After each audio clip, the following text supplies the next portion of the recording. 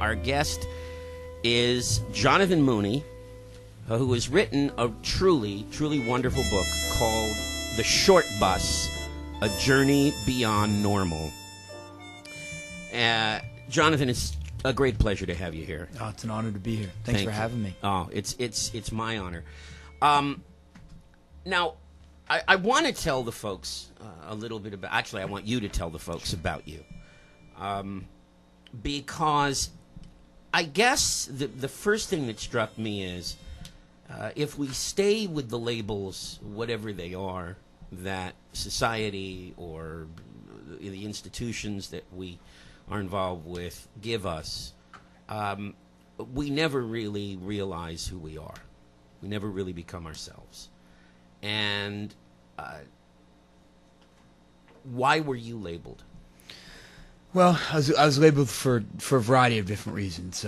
Let's start with what those labels were, and then we'll get into where they originated from, because I think there's a distinction between the labels and the behavior. Absolutely. I was labeled at a young age learning disabled, dyslexic. That label came about in 4th grade.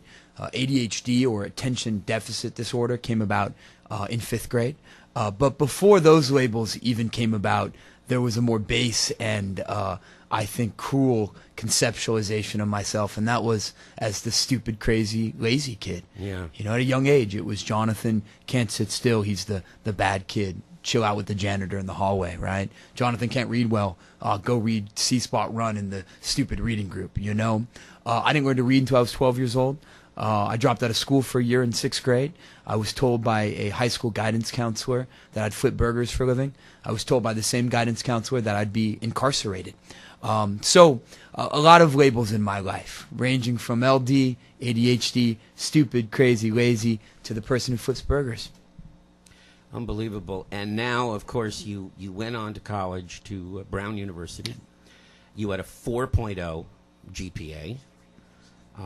You won the Truman Fellowship Award, and you're an incredible writer. This is not your first book. You've actually written another book, and obviously you have a wonderful career. You talk a lot about the person who became your fiance, actually, in the book, Rebecca, and now you're married. You have a son, Max. So I guess one could say, and I think it would be wrong to say it, by the way, one could say, well, you see, he turned out to be normal. Yeah. Yeah. You know?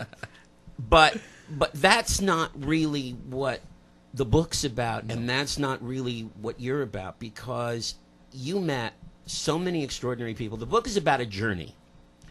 And the symbol of the journey was this short bus that became named Bob Henry after someone you met, right? Correct. Yeah. And it is an astounding book, because we meet people in this book through Jonathan that either you and I don't get a chance to meet, or that if we do meet them, we don't realize that we're meeting them. We don't realize how special they are. You talk about a deafblind girl named Ashley. You talk about someone with a traumatic brain injury. You talk about people who might be labeled just kind of eccentric. Sure. You know, people who... But all of them are special in very specific ways. And all of them seemed to... rise above what the labels that they were given, basically by ignoring them. Isn't that kind of how it happened?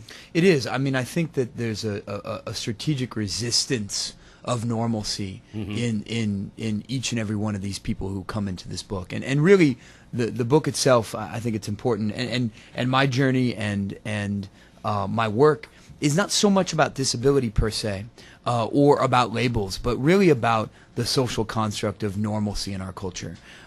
Where does it come from? How does Exactly. how does it mess with people's lives? And then to your point, how do people resist it? So I like to say that people don't overcome their disability. It's a very patronizing thing to say. That's the dominant rhetoric in our culture. One Sure. overcomes their dyslexia. People say to me all the time, Jonathan, you overcame dyslexia. No, if I overcame anything, it wasn't dyslexia, it was dysteachia, right? It was this myth Right. that there's one way to learn. Right. You know, what I overcame was discrimination. What I overcame was being put in the hallway because I was different. And each and every person who appears in the book, if they transcend anything, it's the tyrannical idea of normalcy. Mm-hmm.